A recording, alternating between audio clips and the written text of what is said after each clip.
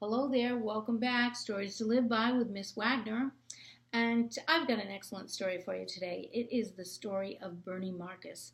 Now, some of you might have already heard of Bernie Marcus. And if you have, you can still listen to this story because I had a great teacher once tell me that when it's a good story, you want to hear it over and over again. Kind of like when little kids say, "Tell me that again." Well, anyway, Bernie Marcus was the CEO of the Handy Dandy Home Improvement Store, and he had worked himself up the ranks. He had worked in all different departments, all different areas of the store, and he worked himself up to CEO. Well, what can happen is sometimes there's mergers, sometimes there's corporate takeovers, and new people can come in. And as what happened with the Handy Dandy Home Improvement Store, the parent company was not doing well. So they brought in one of the big guns who was going to clean things up and change things around. But Bernie's department was doing well.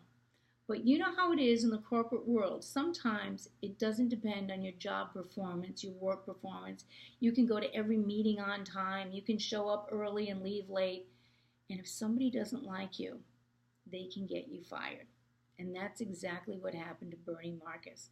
Somebody at the parent company didn't like Bernie Marcus. And so one day he came into work and he got fired. Well, you can imagine how upset he was after being there for decades.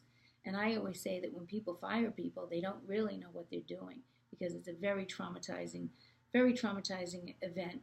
And if they knew what they were doing, they wouldn't be so quick to do it. So as you can imagine, Bernie wanted to sue. He was so upset about it. Revenge, retaliation, get even. That's what people want to do. Well, anyway, he went down to visit his friend, Saul Price, from the Price Club, which later became Costco. And he talked with Saul, and he was just kind of crying in his beer and telling him how he had been wronged and how unjust it was and that he was going to sue. He'd already called the lawyers. The lawyers were already working on it. And then Saul said to him, he said, "You know, Bernie, let me show you something." So he took him down the hallway, and he opened up this door. And inside that room, there was no furniture. It was just stacks and stacks of papers, 6 feet tall of papers. And Saul said to me, he said, "You know," he goes, "I've been involved in this lawsuit for the past 3 years. And this is all I've got to show for it." And he said, "Bernie, you're a smart man. You're a good businessman. My advice to you is for you to put all your time and all your energy and all your effort into your own company, into your own store. You can do it." So Bernie went home that night and he thought about it. And the way Bernie tells the story is that he woke up the next morning and he really woke up. He called up the lawyers. He said, "Stop the litigation. I'm not going to sue." And they were like, "What do you mean you're not going to sue?" Because they saw big money in it for them. And Bernie said, "No, I'm going to take a different course." And so Bernie surrounded himself with people who believed in him and people who supported him. And he was able to get some investors.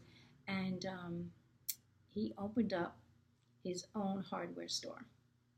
And that's the story of the Home Depot.